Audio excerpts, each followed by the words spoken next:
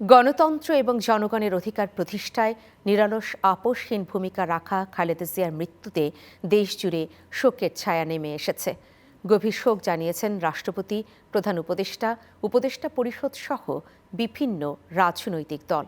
এছাড়াও ভারতের প্রধানমন্ত্রী নরেন্দ্র মোদী ও পাকিস্তানের প্রধানমন্ত্রী শাহবাজ শরীফ সহ প্রায় সকল দেশের রাষ্ট্রপ্রধানগণ শোক জানিয়েছেন। আরও থাকছে সাখাওয়াত সুমনের প্রতিবেদনে।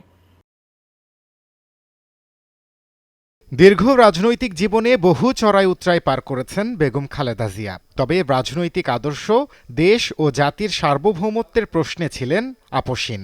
দেশ বিদেশের প্রায় সকল নেতার শোকবাণীতে উঠে এসেছে দেশনেত্রীর আপোষহীনতার চর্চা। মঙ্গলবার শোকবার্তায় রাষ্ট্রপতি মোহাম্মদ শাহাবুদ্দিন বলেন, গণতন্ত্র এবং জনগণের অধিকার প্রতিষ্ঠায় তার আপোষহীন ভূমিকা বাংলাদেশের রাজনৈতিক ইতিহাসে স্মরণীয় হয়ে থাকবে। অন্তর্বর্তী সরকারের প্রধান উপদেষ্টা ড মোহাম্মদ ইউনুস বলেন, বেগম খালেদা জিয়া শুধুমাত্র একটি রাজনৈতিক দলের নেত্রীই ছিলেন না, তিনি ছিলেন বাংলাদেশের ইতিহাসের এক গুরুত্বপূর্ণ অধ্যায়। তার আপোষহীন নেতৃত্বের ফলে গণতন্ত্রহীন অবস্থা থেকে জাতি বারবার মুক্ত হয়েছে, মুক্তির অনুপ্রেরণা পেয়েছে।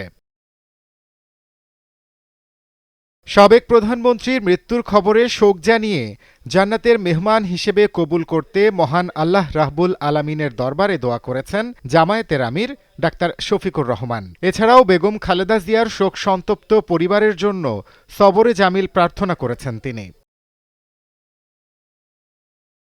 নাগরিক পার্টির আহ্বায়ক নাহিদ ইসলাম বলেছেন, ৯০-এর গণ অভ্যুত্থান পরবর্তী সময়ে বাংলাদেশে সংসদীয় শাসন ব্যবস্থা প্রতিষ্ঠা এবং গণতান্ত্রিক পরিবেশ পুনরুদ্ধারে রেখেছেন অসামান্য ভূমিকা। বিএনপি চেয়ারপারসন ও সাবেক প্রধানমন্ত্রী বেগম খালেদা জিয়ার মৃত্যুতে গভীর শোক প্রকাশ করেছেন ভারতের প্রধানমন্ত্রী নরেন্দ্র মোদী। একই সঙ্গে ভারত বাংলাদেশ সম্পর্কের ক্ষেত্রে খালেদা জিয়ার গুরুত্বপূর্ণ অবদান সর্বদা স্মরণ করা হবে বলেও মন্তব্য করেছেন তিনি। অন্যদিকে শোকবার্তায় পাকিস্তানের প্রধানমন্ত্রী শাহবাজ শরীফ খালেদা জিয়াকে পাকিস্তানের নিবেদিত প্রাণ বন্ধু হিসেবে অভিহিত করেছেন। এছাড়াও বেগম জিয়ার মৃত্যুতে তাৎক্ষণিক শোক জানিয়েছে জাতিসংঘ, চীন, যুক্তরাজ্য, যুক্তরাষ্ট্র, সংযুক্ত আরব আমিরাত, ফ্রান্স, জার্মানি, কানাডা সহ প্রায় সকল দেশ। সাখাওয়াত সুমন, চ্যানেল 9।